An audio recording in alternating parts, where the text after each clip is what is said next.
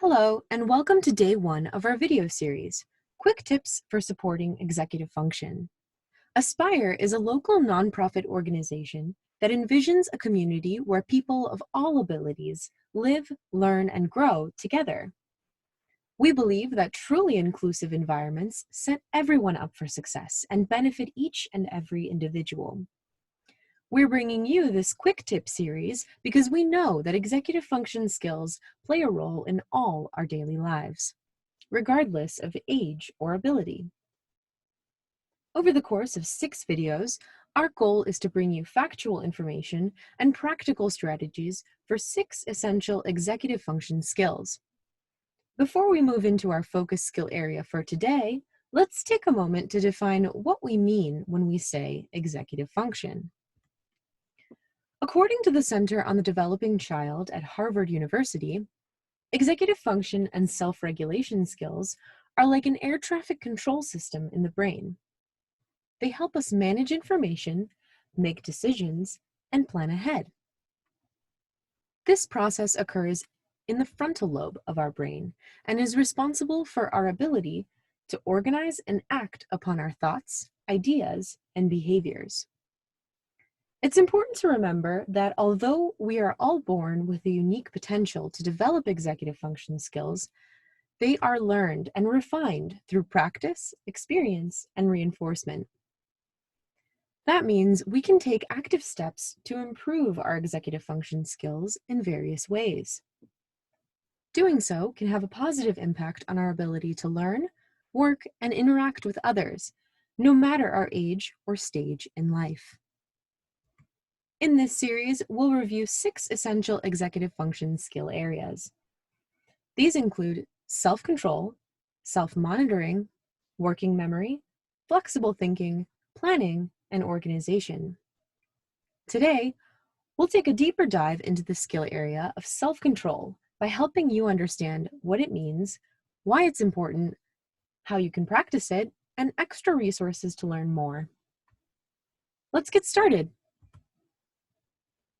Can you think of a time when your body was moving faster than your brain?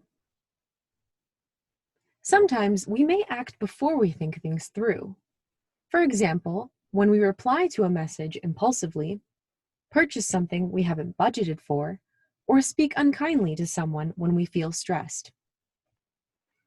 Although impulse decisions aren't always the best option, it's something that we all do from time to time. Luckily, practicing self-control can help. So what is self-control? Self-control refers to the regulation of emotions, impulses, and actions. Self-control is a very important skill that anyone can work on and improve. Contrary to impulsive decision-making, self-control is something we use when we think before we act. It helps us make responsible decisions and stay mindful of ourselves and of others. In addition, it can lead to better physical and mental health because when we use self-control, we are taking into consideration the outcomes of our actions instead of reacting too quickly. Now, let's take a look at some useful tips. Tip number 1, take a look around. Is there anything in your space that is distracting at the moment? Regardless of setting, it's important to consider how things around us can impact our ability to focus. When we feel distracted or anxious because of things in our environment, like sounds, lights, or objects, our ability to exercise self-control can be negatively impacted. Be sure to assess your environment and adjust what you can to make sure your space is decluttered and free of distractions. Is your home office set up for success? Is your homework space conducive to learning? What adjustments can you make? Tip number 2, slow yourself. What can you do to keep yourself calm and thoughtful? When our physical body is regulated, we are better able to think clearly. How does your body feel when you're starting to get off track or out of control? Sometimes, taking deep breaths or going for a walk can help us to slow down. If you notice your mind is moving too fast, Be sure to take time for a break. Are you tuning into your body? What are you doing to regulate yourself? Tip number 3, get real. Are you being honest with yourself? It's important to set realistic expectations in terms of how long you can pay attention or focus on something challenging. Choose manageable goals to set you up for success. If you know a task will be difficult, allow yourself to work on it for a set amount of time to avoid frustration or fatigue. Are you breaking down big goals into smaller steps? How could you reward yourself for a job well done? Tip number 4, shift your response. Are you thinking outside the box?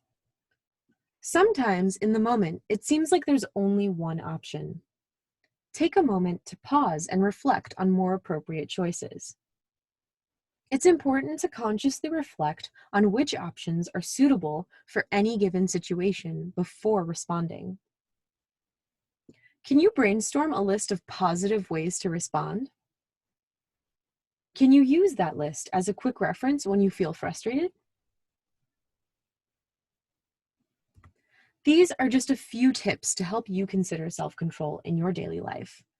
There are many other resources available for people of all ages and abilities to practice this skill regularly. Check out the other tools we've shared to get tips on games, videos, apps, or articles related to the skill area we discussed today. Which of these quick tips do you aspire to utilize today? Take a look around. Slow yourself. Get real. Shift your response. Remember, refining these skills takes practice and time. Start small by focusing on one tip at a time. Need a way to follow through? Try writing down the strategy and posting it as a reminder. Or tell a friend or family member about it and ask them to check in with you. Thank you for joining us today for day 1 of our Quick Tips series on executive function. Stay tuned for next time when we'll discuss the executive function skill area of self-monitoring, coming soon.